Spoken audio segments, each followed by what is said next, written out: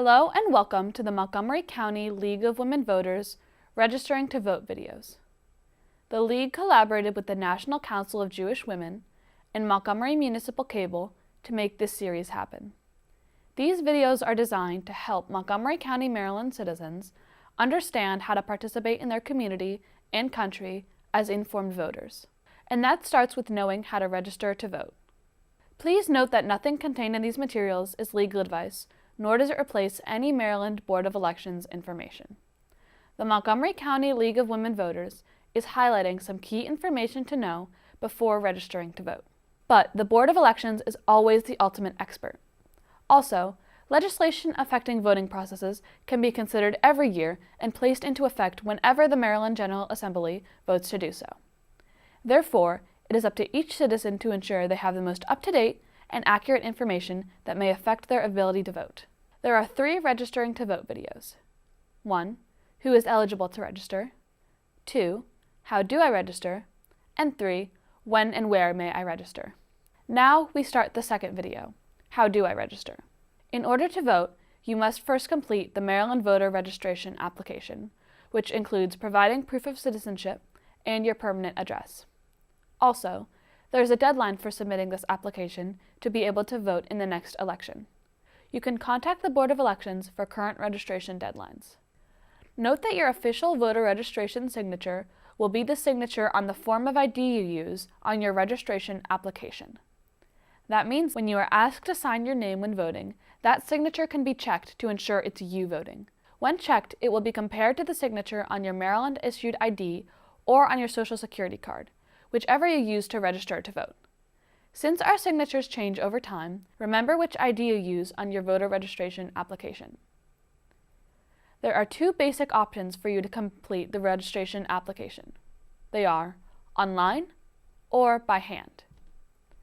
Regardless of which option you use, you will need certain documents to prove who you are, your age, your citizenship, and where you live.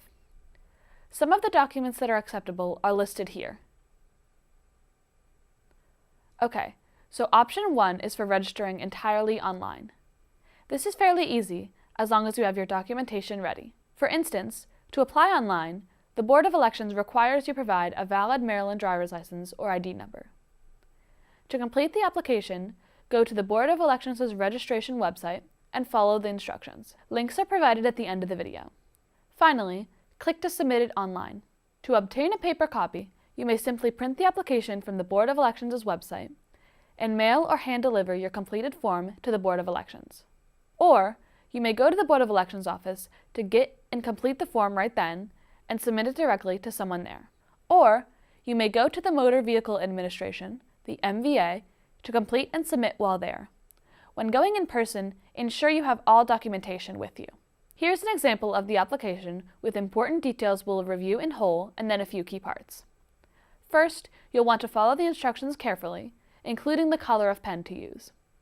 Then, note that you must provide personal information, like your age, citizenship, name, permanent address, and birth date.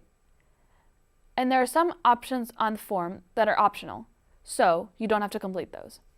Also, you must provide proof of who you are. Preferably, you will have a Maryland driver's license or Maryland-issued ID card. However, if you do not, then give only the last 4 digits of your Social Security number, as requested in 6B. If you do not have any of these 3 forms of ID, then check 6C on your application. Doing this means that you are stating that you have no Maryland license or ID and no Social Security number, under penalty of perjury and serious consequences. Of course, you must sign and date it. College students often ask which address to use on the application, their permanent home address or their temporary college address. First, the Board of Elections uses the term residential address, which can be your home or your college address. The address you decide to use determines which local elections and candidates are on your ballot. Remember that you cannot use a post office box as your residential address in box number 7, but you can use a P.O. box for your mailing address in box number 8. Since your decision depends on personal circumstances, you may want to check the Board of Elections' website or call them for more detail. This item 9 on the application raises the most questions from the voters who call the League for help. First, selecting a party is optional, so you do not have to select a party if you don't want to. However, not selecting a party means you cannot vote in that party's primary elections, which determine final party candidates. Of course, you can vote in the general elections. You can always update your registration if you change your mind. You'll receive the voter notification card, also called a voter registration card, by mail once you are fully registered. If you don't receive your card within 3 weeks of submitting your application, we suggest checking your registration status at the web address provided in the live links below. Once at that web address, you just enter your name, birth date, and zip code to get your status. However, if you don't receive your card by election day, you may go in person to your polling place and an election judge will assist you. Just be sure to take all of the ID you need for the application with you. As time passes, there will be changes in your life, and your voter registration information needs to stay current. When you move or need to make other changes, you complete a new voter registration application, even though there may be only one change. You indicate the kinds of changes in item number 2 on the form, shown here. Again, be sure to have documentation to prove the change. Okay, that's all for part 2. There's a part 3 video which covers when and where to register. But if you have more questions, you'll see a list of resources after this information, starting with the League's unique resources, including its nonpartisan online voters guide for all candidates and any issues for which we can vote for or against. Showing is an example of what the guide includes. You can pause the video to enlarge it. The printed guide is available about 1 month before the general election in English and Spanish, and the online version is available a week or 2 before that.